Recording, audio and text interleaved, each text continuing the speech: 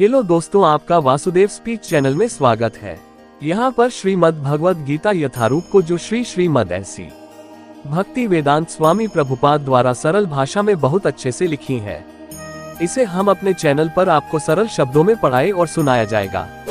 कृपया हमारे Vasudev speech channel को सब्सक्राइब और वीडियो को लाइक करें ताकि हमारा उत्साह बना रहे और हम ऐसे ही वीडियो बनाते रहे।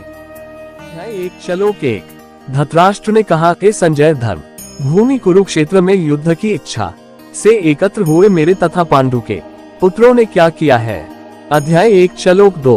संजय ने कहा, हे राजन, पांडु पुत्रों द्वारा सेना की व्यूह रचना देखकर राजा दुर्योधन अपने गुरु के पास गया और उनसे ये शब्द कहे।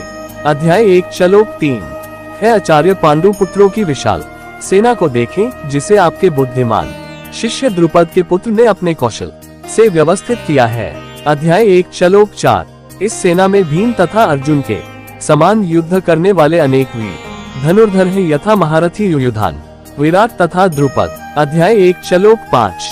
इनके साथ ही धृष्टकेतु, चेकितान, काशीराज, पुरुजित, कुंतीभोज तथा शैब्य जैसे महान शक्तिशाली योद्धा भी है। अध्याय 1 श्लोक 6। पराक्रमी युधामन्यु अत्यंत शक्तिशाली, उत्तमौजा, सुभद्रा का पुत्र तथा द्रौपदी के पुत्र, ये सभी महारथी हैं। अध्याय 1 श्लोक 7। किंतु से ब्राह्मण श्रेष्ठ, आपकी सूचना के लिए मैं अपनी सेना के उन नायकों के विषय में बताना चाहूंगा जो मेरी सेना की संचालित करने में विशेष रूप से निपुण है। अध्याय 1 श्लोक 8। मेरी सेना में स्वयं आप, भीष्म, कर्ण, कृपाचार्य, अश्वत्थामा, विकर्ण तथा सोमदत्त का पुत्र भूरिश्रवा आदि है, जो युद्ध में सदैव विजय रहे हैं। अध्याय 1 श्लोक 9। ऐसे अन्य अनेक वीर भी हैं जो मेरे लिए अपने जीवन त्याग करने के लिए उद्यत है। वे विविध प्रकार के हथियारों से सुसज्जित हैं और युद्ध विद्या में निपुण है। अध्याय 1 श्लोक 10।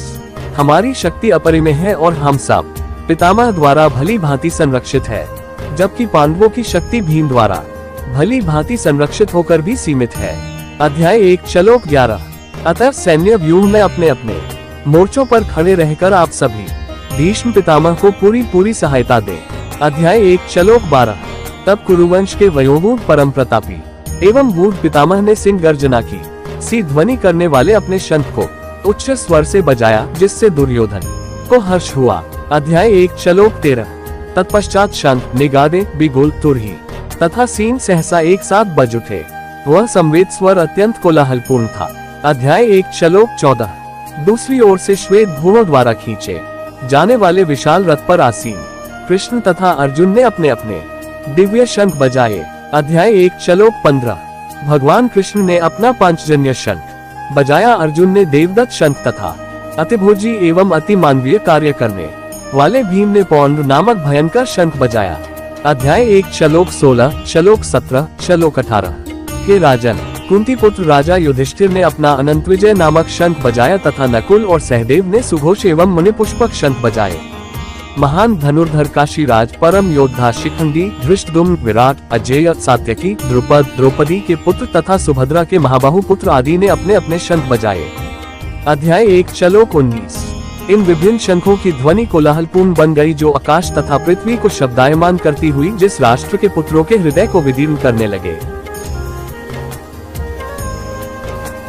अध्याय 1 श्लोक 20। कुछ समय हनुमान से अंकित ध्वजा लगे रथ पर असीम पांडु पुत्र अर्जुन अपना धनुष उठाकर तीर चलाने के लिए उद्यत हुआ। हे राजन, धृतराष्ट्र के पुत्रों को व्यूह में खड़ा देखकर अर्जुन ने श्री कृष्ण से यह वचन कहे। अध्याय 1 श्लोक 21, श्लोक 22। अर्जुन ने कहा, हे अच्युत, कृपा करके मेरे रथ दोनों सेनाओं के बीच ले चलो, जिससे मैं यहाँ उपस्थित युद्ध की अभिलाषा रखने वालों को और शस्त्रों की इस महान परीक्षा में जिनसे मुझे संघर्ष करना है, उन्हें देख सकूं। अध्याय 1 श्लोक 23। मुझे इन लोगों को देखने दीजिए जो यहाँ पर दुर्योधन को प्रसन्न करने की इच्छा से लड़ने के लिए आए हुए हैं। अध्याय 1 श्लोक 24। संजय ने कहा, हे भारतवंशी अर्जुन द्वारा इस प्रकार संबोधित किए जाने पर भगवान कृष्ण ने दोनों दलों के बीच उस उत्तम रथ को लाकर खड़ा कर दिया। अध्याय 1 श्लोक 25। भीष्म, द्रोणाचार्य तथा विश्व भर के अन्य समस्त राजाओं के समान सामने भगवान ने कहा कि हे पार्थ, यहाँ पर एकत्र सारे कुरुओं को देखो। अध्याय 1 श्लोक 26। अर्जुन ने वहां पर दोनों पक्षों की सेना के मध्य में अपने चाचाताओं, पितामहों, गुरुओं, मामाओं, भाइयों, पुत्रों, पौत्रों, मित्रों, ससुरों और शुभचिंतकों को भी देखा। अध्याय 1 श्लोक 27। जब कुंती पुत्र अर्जुन ने मित्रों तथा संबंधियों की इन विभिन्न श्रेणियों को देखा तो वह करुणा से अभिभूत हो गया और इस प्रकार बोला। अध्याय 1 श्लोक 28। अर्जुन ने कहा, हे कृष्ण, इस प्रकार युद्ध की इच्छा रखने वाले अपने मित्रों तथा संबंधियों को अपने समक्ष उपस्थित देखकर मेरे शरीर के अंग कांप रहे हैं और मेरा मुंह सूखा जा रहा है।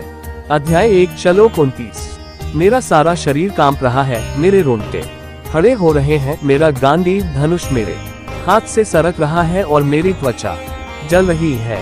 अध्याय 1 श्लोक 30। मैं यहाँ अब और अधिक खड़ा रहने में असमर्थ हूँ, मैं अपने को भूल रहा हूँ और मेरे सिर चकरा रहा है। हे कृष्ण, मुझे तो केवल अमंगल के कारण दिख रहा है। अध्याय 1 श्लोक 31। हे कृष्णा, इस युद्ध में अपने ही स्वजनों का वध करने से न तो मुझे कोई अच्छाई दिखती है और न मैं उससे किसी प्रकार की विजय, राज्य या सुख की इच्छा रखता हूँ। अध्याय 1 श्लोक 32, श्लोक 33, श्लोक 34, श्लोक 35। हे गोविंद, हमें राज्य, सुख अथवा इस जीवन से क्या लाभ, क्योंकि जिन सारे लोगों के लिए हम उन्हें चाहते हैं वे ही इस युद्ध भूमि में खड़े हैं। हे मधुसूदन, जब गुरुजन, पितृगण, पितामह, मामा, ससुर, पौत्रगण, साले तथा अन्य सारे संबंधी अपना अपना धन एवं प्राण देने के लिए तत्पर हैं और मेरे समक्ष खड़े हैं, तो फिर मैं इन सब बंधु संबंधों को क्यों मारना चाहूंगा, भले ही वह मुझे क्यों ना मार डाले।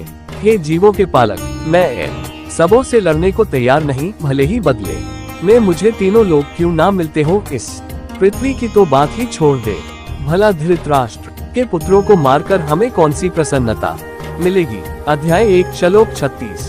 यदि हम ऐसे आत्ताइयों का वध करते हैं तो हम पर पाप चढ़ेगा, अंततः यह उचित नहीं होगा कि हम धृतराष्ट्र के पुत्रों तथा उनके मित्रों का वध करें। हे लक्ष्मीपति कृष्ण, इससे हमें क्या लाभ होगा और अपने ही कुटुंबियों को मारकर हम किस प्रकार सुखी हो सकते हैं। अध्याय 1 श्लोक 37, श्लोक 38।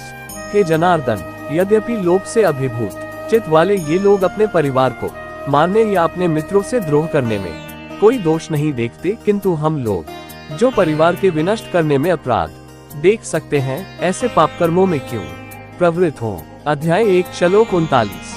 कुल का नाश होने पर सनातन कुल परंपरा नष्ट हो जाती है और इस तरह शेष कुल भी अधर्म में प्रवृत्त हो जाता है। अध्याय 1 श्लोक 40। हे कृष्ण, जब कुल में अधर्म प्रमुख हो जाता है तो कुल की स्त्रियां दूषित हो जाती हैं और स्त्रीत्व के पतन से हे वृषणवंशी अवांछित संतानें उत्पन्न होती हैं। अध्याय 1 श्लोक 41। अवांछित संतानों की वृद्धि से निश्चय ही परिवार के लिए तथा पारिवारिक परंपरा को विनष्ट करने वालों के लिए नरकीय जीवन उत्पन्न होता है। ऐसे पतित कुलों के पितर लोग गिर जाते हैं, क्योंकि उन्हें जल तथा पिंड दान देने की क्रियाएं समाप्त हो जाती है। अध्याय 1 श्लोक 42। जो लोग कुल परंपरा को विनष्ट करते हैं और इस तरह अवांछित संतानों को जन्म देते हैं, उनके दुष्कर्मों से समस्त प्रकार की सामुदायिक योजनाएं तथा पारिवारिक कल्याण कार्य विनष्ट हो जाते हैं। अध्याय 1 श्लोक 43। हे प्रजापालक कृष्ण, मैंने गुरु परंपरा से सुना है कि जो लोग कुल धर्म का विनाश करते हैं वे सदैव नरक में वास करते हैं। अध्याय 1 श्लोक 44। ओह, कितने आश्चर्य की बात है कि हम सब जघन्य पाप कर्म करने के लिए उद्यत हो रहे हैं। राज्य सुख भोगने की इच्छा से प्रेरित होकर हम अपने ही संबंधियों को मारने पर तुले हैं। अध्याय 1 श्लोक 45। यदि शस्त्रधारी धृतराष्ट्र के पुत्र मुझे निहत्थे तथा रणभूमि में प्रतिरोध न करने वाले को मारे तो यह मेरे लिए श्रेयस्कर होगा। अध्याय 1 श्लोक 46। संजय ने कहा, युद्ध भूमि में इस प्रकार कहकर अर्जुन ने अपना धनुष तथा बाण एक ओर रख दिया और शोक संतप्त चित्त से रथ के आसन पर बैठ गया। आगे हम पढ़ेंगे अध्याय 2।